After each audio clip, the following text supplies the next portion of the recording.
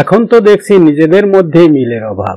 বিএনপির সিনিয়র যুগ্ম মহাসচিব অ্যাডভোকেট রুহুল কবির রিজভী বলেছেন, ৫ আগস্টের আগে ব্যাংক লুট করেছে আওয়ামী লীগ, আর ৫ আগস্টের পর ব্যাংক দখল করেছে একটি ইসলামী দল। রবিবার রাজধানীর শেরেবাংলা নগরে বিএনপির প্রতিষ্ঠাতা প্রয়াত রাষ্ট্রপতি জিয়াউর রহমানের কবরে শ্রদ্ধা নিবেদন শেষে সাংবাদিকদের তিনি একথা বলেন।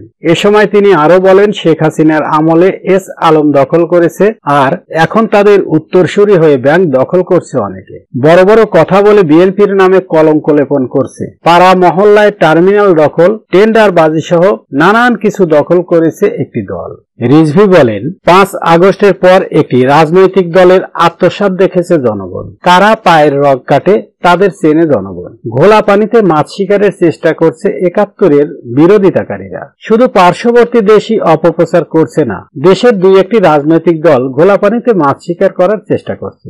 রিজভী বলেন, ১৬ বছরের নিরবচ্ছিন্ন আন্দোলনের ফল জুলাই বিপ্লব। এই আন্দোলন করতে গিয়ে ৯৭ জন শ্রমজীবী মানুষ শহীদ হয়েছেন। তাদের অবদান গোটা জাতিকে অগ্নিগর্ভ করেছে বলে মন্তব্য করেন রিজভী। তিনি আরো বলেন, ইসলাম নিয়ে রাজনীতি করেন, ইসলাম মানে তো বারবার মুনাফিকি করা না। জনগণের প্রতি অঙ্গীকার থেকে বিএনপি কখনো পিছিয়ে আসেনি। ১৯৭১ থেকে ৫ আগস্ট পর্যন্ত গণতন্ত্রের প্রশ্নে বিএনপি কখনো মাথা নত করেনি। রিজভীর অভিযোগ, ভারতের সঙ্গে সম্পর্ক উন্নয়নে শেখ হাসিনাকে ক্ষমা করতে চায় জামায়াত।